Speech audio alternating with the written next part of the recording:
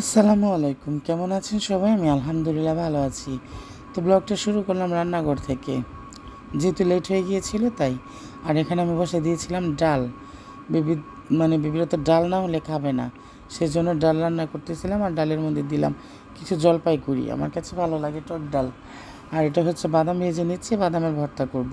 অনেক দিন যাবৎ ভাবতেছি করবো, বাট করা হয়ে ওঠে না, সেই জন্য নিয়েছি বাদামগুলা ভর্তা করব। আর একটা যে কোনো একটা তরকারি রান্না করব। আর আমি বাদামগুলোর সাথে মরিচগুলো ভেজে নিচ্ছি, যাতে এক্সট্রা করে আর ভাজতে না হয়। আর এই যে বাদামগুলো একদম ভেজে পরিষ্কার করে নিছি, নয়তো বাদাম ভালো লাগে না। আর এখানে আমি তরকারিও বসাই দিয়েছিলাম। আর ভর্তা বানাইতেছে এক ভাইজি, ওর হাতের ভর্তার স্বাদ, সেজন্য ওকে দিয়েই বানালাম। স্বাদ বলতে অনেক গুণের, ও যা কিছু করে খুব যত্ন নিয়ে করে। আর আমি অনেক রান্না বলতে অনেক কিছু এক্সট্রা খাবার ওর কাছে তৈরি করা শিখছি। কারণ আমি যে সব পারি তা না, আমার শিখার আছে। আর আমি শিখতে পছন্দ করি, হোক সে ছোটো, হোক সে আমার মার বয়সে। শিখার আমার কোনো মানে কমতি নেই, আমি শিখতে চাই। আর এখানে তরকারিটা বসাই দিছি। আমি কফি দিয়ে, আলু দিয়ে, মাছ দিয়ে রান্না করবো একটা ঝোল।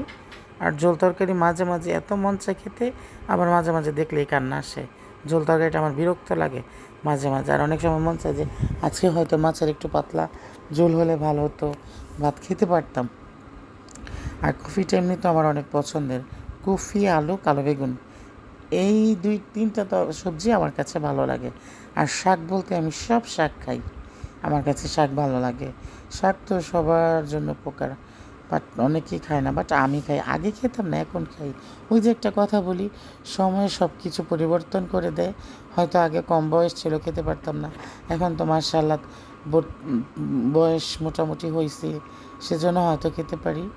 এখন ভাবতে পারেন কত বয়স হয়েছে আমার, 34 বছর, 33 বছর প্লাস। তো হয়তো মুখের স্বাদগুলো চেঞ্জ হয়েছে, আগের মতো এসব খাওয়া হয় না। তো এখানে আমার রান্না করে একটা শেষ তরকারি, আমি দিয়ে দিলাম কিছু ধনিয়া পাতা। ধনিয়া পাতা দিলে এমনিতে তরকারির স্মেল অন্যরকম আসে, খেতেও অনেক সুস্বাদু। আর এই যে আমার পাতলা ঝোল মাছের, খাইছি তো জাস্ট ওয়াও হয়েছে।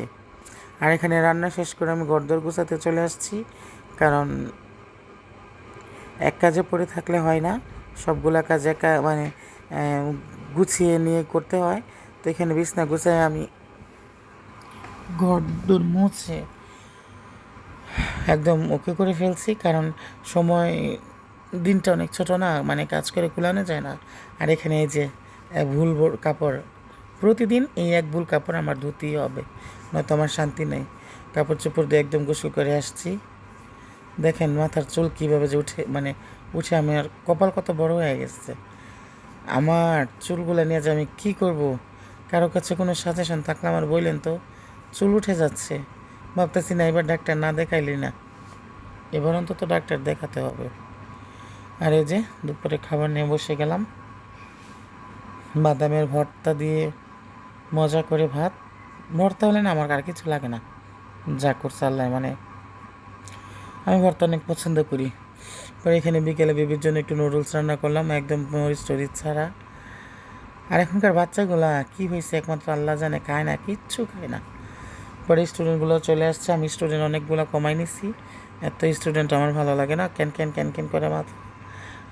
শুধু 3জন রাখছি, ওদের কাছ থেকে ছুটতে পারি নাই, নয়তো হয়তো। দুধ আনছে, দুধগুলা জাল দিছি। দুধ আনছে বলতে রোজের দুধ দিয়ে যায়, এই দুধগুলা জাল দিলাম। আর এই দুধগুলা দিয়ে আমি পাউরুটি ভিজায় খাবো, হয়তো সকালের নাস্তা, নয়তো সন্ধ্যার নাস্তা, দুইটার একটা। পরে বাজার থেকে কিছু লাল শাক আনছিল, এটা সম্ভবত ডোলা শাক, যেহেতু অনেক বড় বড় ডাঁটা, জানি না, বাট মনে হলো আর কি। আর এখানে এগুলো বেছে নিয়েছে, আর ডাঁটাগুলো দিয়ে আলু দিয়ে একটা শুটকি তরকারি রান্না করবো। আমার কাছে অনেক ভালো লাগে এটা খেতে। কে খায় জানি না, বাট আমি খাই। আমার আম্মাই তো খায় না, নেয় না। পরে আমি বলছি যে আম্মা না, এগুলো নিব। পরে সবাই মিলে এগুলো বাঁচতেছে, কারণ 4-8টি শাক ছিল, আমিই পারতাম। পরে আমার আবার চায়ের মানে ভেজাল উঠছে মাথায়, আমাকে চা খেতে হবে। পরে চলে গেলাম চা বানাতে। আর চা ছাড়া কি চলে?